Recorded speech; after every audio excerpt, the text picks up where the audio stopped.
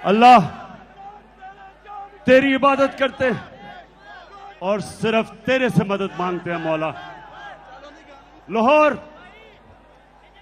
आज पहले तो मैं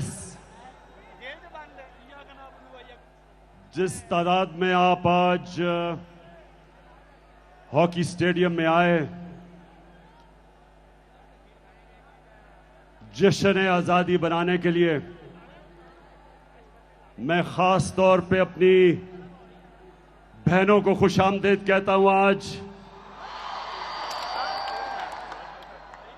वो मुल्क खुशकिस्मत है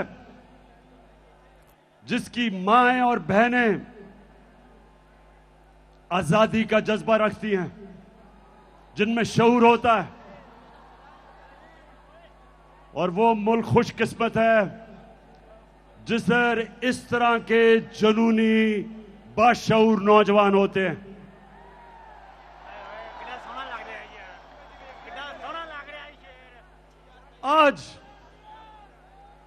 आज आपने तहम्मुल से और बड़े गौर से मेरी बात सुननी है। मैंने आज आपको हकीकी आजादी का रोड मैप देना है, रास्ता बताना है। और मैंने आखिर में हमने क्या कदम उठाने हैं हकीकी आजादी को हासिल करने के, वो आज मैं सारी कौम को वो रास्ता बताऊंगा। मेरे पाकिस्तानियों, 4 किस्म की गुलामी होती है। 4 किस्म की गुलामी इंसान करता है। कायद आजम मोहम्मद अली जिन्ना ने हमें एक गुलामी से आजादी दिलवाई। मैं आज अपनी तकरीर के अंदर आपको वीडियोस दिखाऊंगा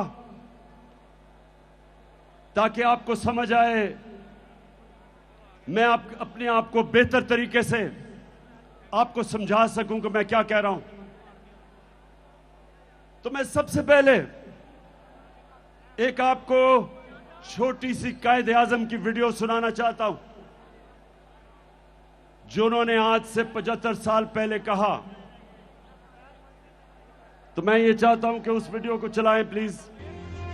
Muslims desire freedom more than anyone else because love for freedom, fraternity and liberty is the lifeblood of their existence. But freedom must mean freedom both from the British exploitation and Hindu domination. 100 millions of Muslims will never agree merely to a change of masters. तो पाकिस्तानियों, मैं अब उर्दू में बताता हूं कि हमारे कायद मोहम्मद अली जिन्ना ने क्या कहा। उन्होंने ये कहा कि हम अंग्रेज की गुलामी से निकल के हिंदुओं की गुलामी में नहीं जाना चाहते,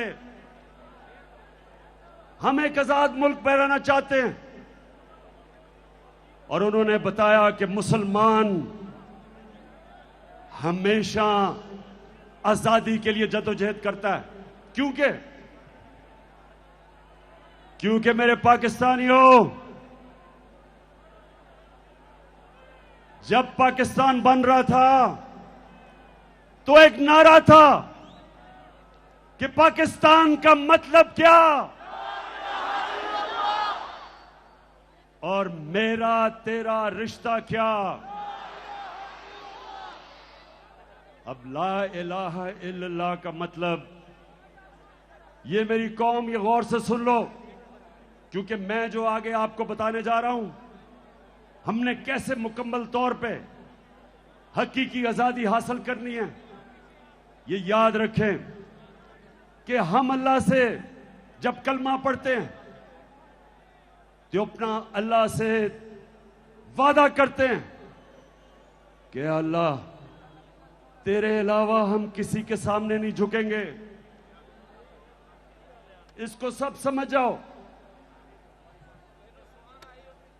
कि हमें बताया गया था शुरू में कि सिर्फ पत्थर के बुतों के सामने झुकना शिर्क है। आहिस्ता आहिस्ता हमें समझ आई, जैसे जैसे मेरी उम्र गुजरी तो मुझे समझ आई कि जब भी अपने जमीर का आप सौदा करते हो और राय हक से हटते हो और किसी भी झूठे खुदा के सामने झुकते हो, पैसे के बुत और सबसे खतरनाक गुलामी का बुत खौफ का बुत है जो इंसान को गुलाम बना देता है। और कभी भी एक गुलाम कौम ऊपर नहीं आ सकती। गुलाम सिर्फ अच्छे गुलाम बनते हैं।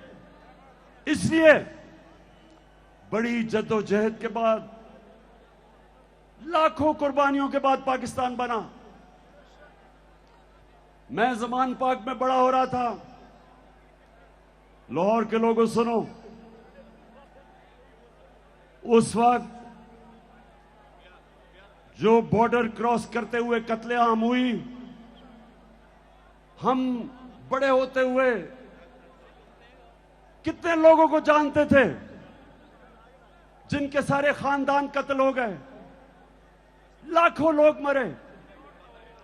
हमारा घर नहर पे, ज़मान पाक पे, मेरी वालदा बताती हैं कि वो शाम को जब कभी नहर के ऊपर सैर करने जाती थी तो वहां इतने लोग बैठे होते थे जो हिंदुस्तान से आए और एक एक दुख भरी कहानी सुनाता था कि सारा का सारा खानदान कत्ल हो गया। एक दफा मेरी वालदा ने कहा कि बड़ी औरतें, 5-6 औरतें भागी भागी आ रही थी, उनसे पूछती हैं कि पाकिस्तान आ गया। मेरी वालदा ने कहा ये पाकिस्तान है। उधर ही बैठ गई और फिर उन्होंने बताया सारे उनके आदमियों को कत्ल कर दिया,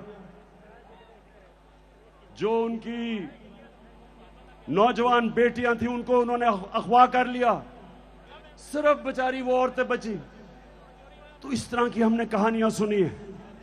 ये कुर्बानियों के बाद हमारा मुल्क आजाद हुआ था। और जो सबसे जुल्म गुलामी करती है, इंसान के इज्जत नफ्स को खत्म कर देती है, एक इंसान में एहसास से कमतरी डाल देती है। हम जब बड़े हो रहे थे हमें याद है, यहां लाहौर जमखाना में हम जाते थे तो लाहौर जमखाना और पंजाब क्लब के लोग इस तरह रहते थे जैसे वो अंग्रेज हैं। क्लब के अंदर अंग्रेजी बोली जाती थी, सिर्फ बैरों के साथ उर्दू बोलते थे, और जब उर्दू बोलते थे तो वो बिलावल भुट्टो की तरह बोलते थे